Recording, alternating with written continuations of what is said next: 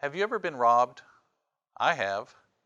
My car was broken into and some things were stolen. And one thing I found interesting is that they took time to pick up the coins that I had lying around. It probably didn't amount to much, 10 cents, 15 cents, but they took the time to pick up the nickels and pennies or whatever I had there. Of course, if you look at it in one sense, if you're there to steal, you might as well go all the way.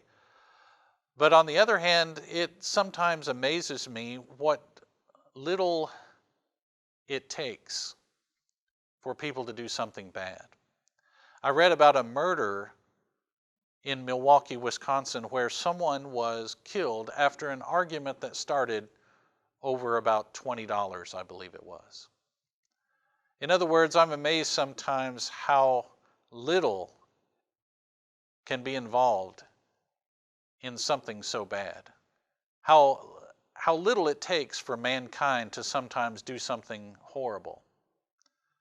In the book of Matthew chapter 27, you're familiar probably with Judas, and it says, Judas, which had betrayed him, referring to Jesus, when he saw that he was condemned, repented himself, and brought again the 30 pieces of silver to the chief priests and elders.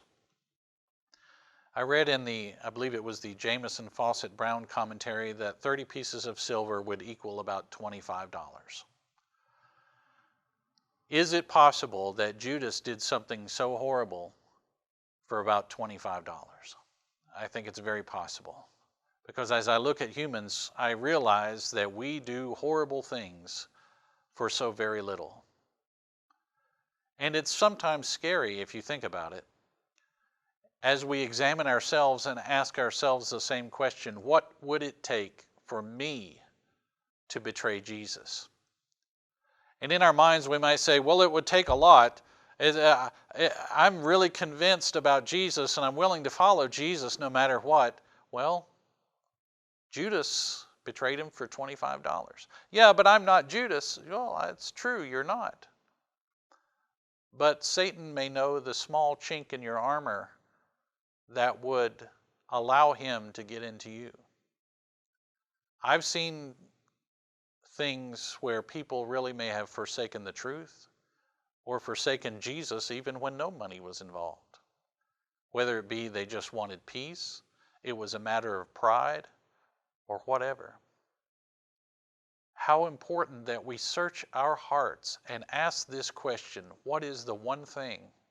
Hopefully there's not a lot of things, but maybe there's just one thing that we would not sacrifice in order to follow Jesus. Because if there is, Satan can attack us on that weak point. For Judas, it may have been money.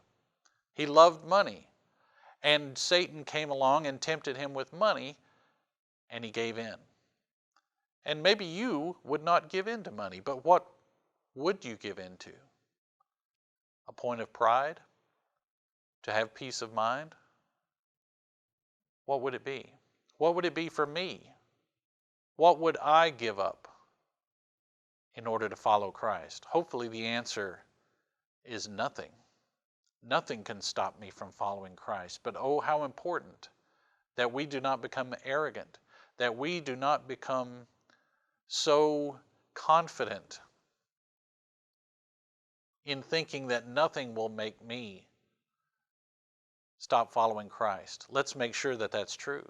1 Corinthians, Paul writes, let him that standeth take heed lest he fall. Is there something in your life that will stop you from following Christ? Because if there is, there will probably come a day where you will be forced to choose between that one thing and Jesus. In the case of Judas, it was about $25. Is there something in your life that will stop you from following Christ?